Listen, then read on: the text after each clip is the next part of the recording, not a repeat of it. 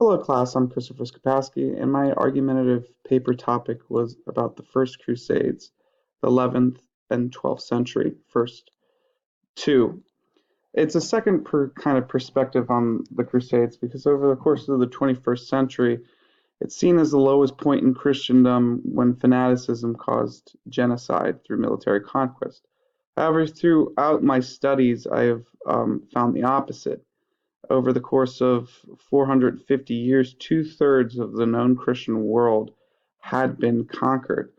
But for some reason, in the 21st century, still the Crusades are seen as an unprovoked attack. So, through the course of my paper, I unravel and debunk some of the myths associated with the common myths associated with the First Crusades. Um, the first one being an unprovoked attack, of course, by 640 AD, the second Caliph Omar, the father-in-law of the Prophet Muhammad, started invading the Byzantine Empire. And at the fall of the Roman Holy Empire in 732, a century later, was mostly Christian, Orthodox Christian, and the lands of Egypt, Palestine, Syria, North Africa, and Spain, and most of Asia Minor, as well as southern France and parts of northern and southern Italy, would be conquered. So it definitely was not an unprovoked attack. Another one of the common misconceptions that are associated with the Crusades was that the first group of crusaders were bloodthirsty and they only joined the Crusades for military prowess and wealth. However, this was the opposite. Most crusaders, over the course of certain battles and over time, realized that they would fall into financial ruin as well as maybe die on the course of these crusades. When Pope Urban in the sermon at the Council of Clermont, he stresses not about conquest, but more about spiritual absolution through indulgences. Indulgences would wipe the slate clean of anyone's sins in purgatory or in the afterlife in the kingdom of heaven, and there would be untold riches if one went overseas and picked up arms for Christianity.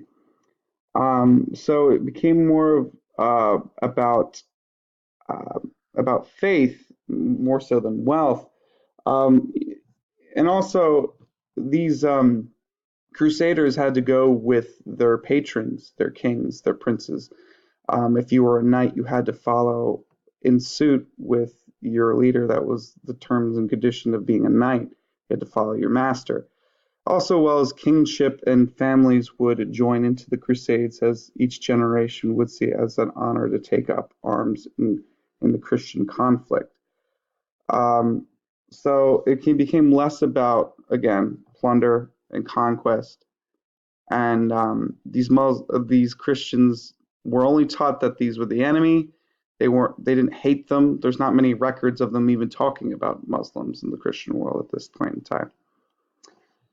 Okay. Oops. Another misconception, that the Crusades overall impacted the Muslim world within the expansion that happened.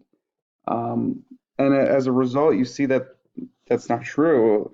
Islam would spread into India, it would spread into the Asian East Asia, it would spread into the Iberian Peninsula. I mean, we even read in our book of Paths of History about the bloody Indian um, conflict within India.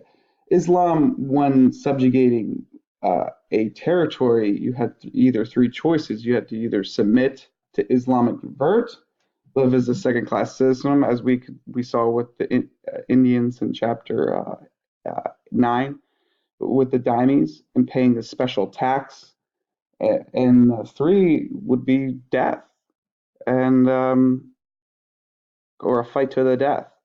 So this Islamic expansion was not halted by the Crusades. If anything, the Crusades played a very small part in a bloodied, marred history throughout the whole military conflict.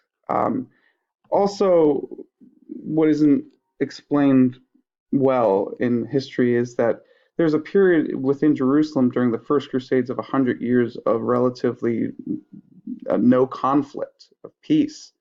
So the Crusades wasn't 200 years of solely fighting with these caliphates. There was a long period of time in which they coexisted to some degree of relative armed, peaceful stalemates. Um, so what's the big overall encroaching impact of the Crusades?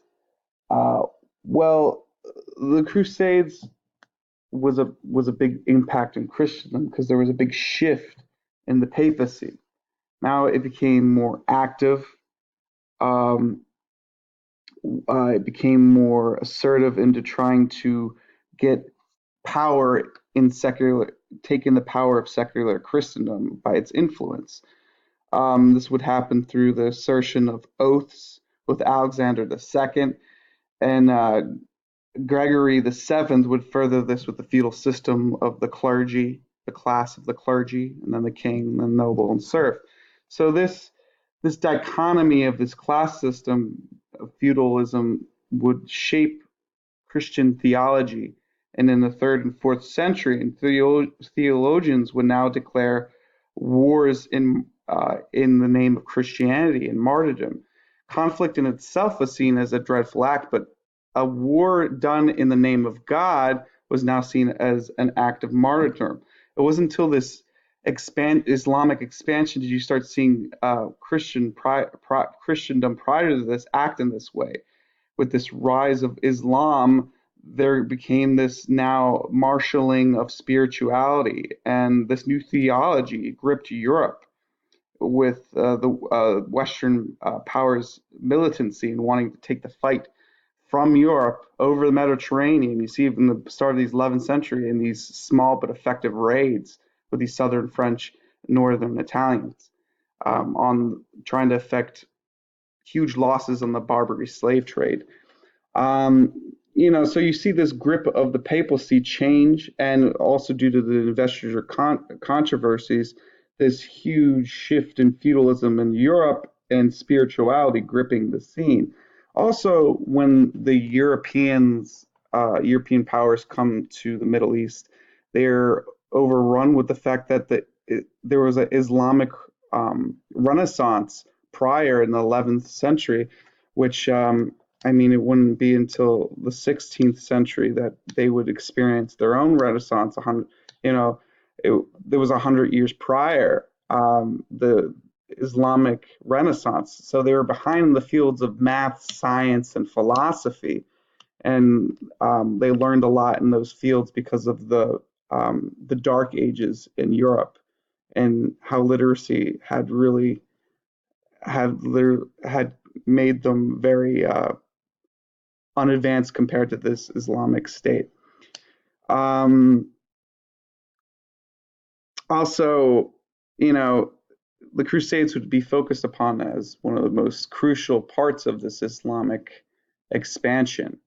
And as I said before, we like to think of Christendom being just Christians that are solely together, but these were all of different ethnicities and cultures, as well as the Islamic world. The Islamic world was full of Shiites, Sunnis, Coptic Christians, Kurds, and so many Seljuk Turks. There were so many different ethnicities and different caliphates that were always warring with each other that it was not a unified Islamic state. There was no such thing as a unified Islamic State. There was always these warring caliphs, much like the warring principalities within the European powers had done previously.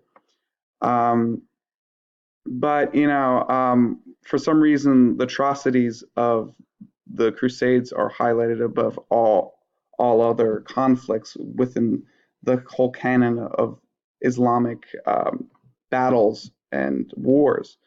And relatively, even though it was 200 years, it was very small in this huge history, as we've learned throughout patterns of history with our book, with the Islamic expansion going into India, the conflict.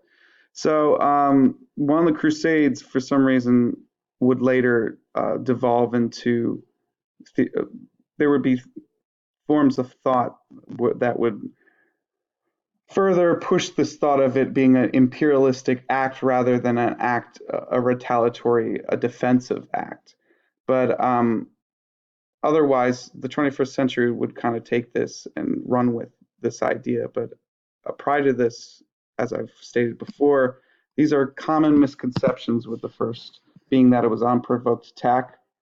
It was out of a need for wanting to plunder wealth. It was a group that hated the Muslims, and that it was overall a very insignificant conflict, a series of conflicts in the Middle East that pale in comparison to much bloodier conflicts. So I hope you've enjoyed my presentation. I've enjoyed doing this. This is actually probably the third time I've recorded this because this file has been working. But hopefully this file will work. Thank you and good night.